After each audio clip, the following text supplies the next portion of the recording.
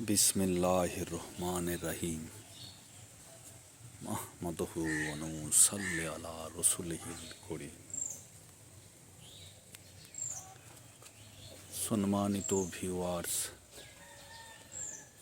সকলকে আন্তরিক প্রীতি, শুভেচ্ছা এবং ভালোবাসা। ইউটিউব ভিডিওতে সকলকে স্বাগত।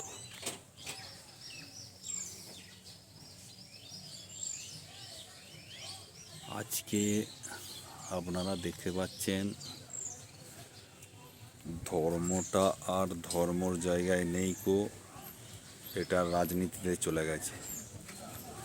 ধর্মটা আর ধর্মর জায়গায় নেই, এটা রাজনীতিতে চলে গেছে। হচ্ছে আজকে শ্মশান আর এই কবরস্থান, এই জায়গায় শুধু ধনী আর গরিবের ভেদাভেদ নেই, বাকি সব জায়গাতে ধনী আর গরিবের স্থান আলাদা আলাদা রূপে। আপনি মসজিদে যাবেন,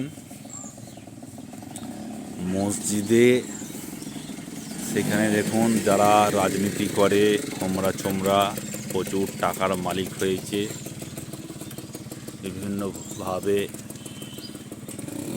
বহু কর্মসংস্থান এবং পার্টিতে ঢুকে টাকা লুট করে প্রচুর সম্পত্তি, লোকবল প্রচুর করে ফেলেছে, জনসমর্থন। সেই সব মানুষেরা মসজিদের আগে গিয়ে সামনে বসে।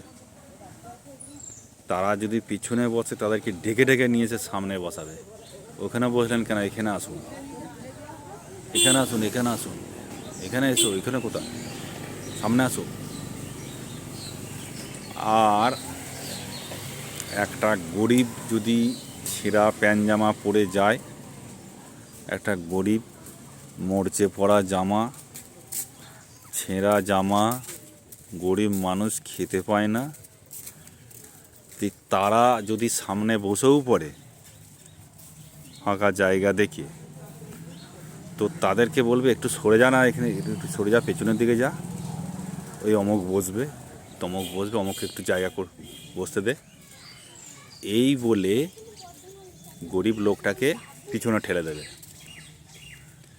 সেই জন্যই বলছি, সব জায়গাতেই কিন্তু এখন ধনী অবস্থা না হলে, অবস্থা ভালো না হলে কোনো জায়গাতেই স্থান নেই। একমাত্র শ্মশান আর ওই কবরস্থান, ওখানেই শুধু ভেদাভেদ হয় না, ওখানেই শুধু ভেদাভেদ হয় না। তাও কবরস্থানে ভালো লোক মরে গেলে আবার সেই মসজিদের গা করে আবার সান বাঁধিয়ে দেয়, কবরটাকে বাঁধিয়ে দেয়, এরকমও ব্যাপার আছে।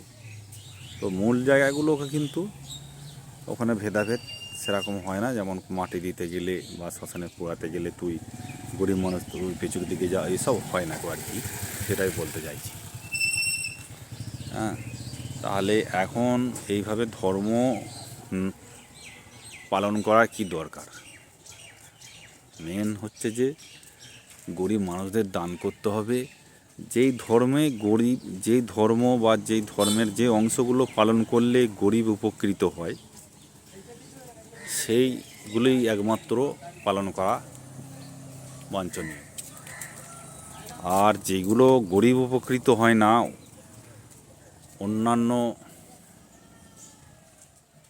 উপকারের নাম করে অন্য কাজ হয়, সেইগুলো না করাই ভালো।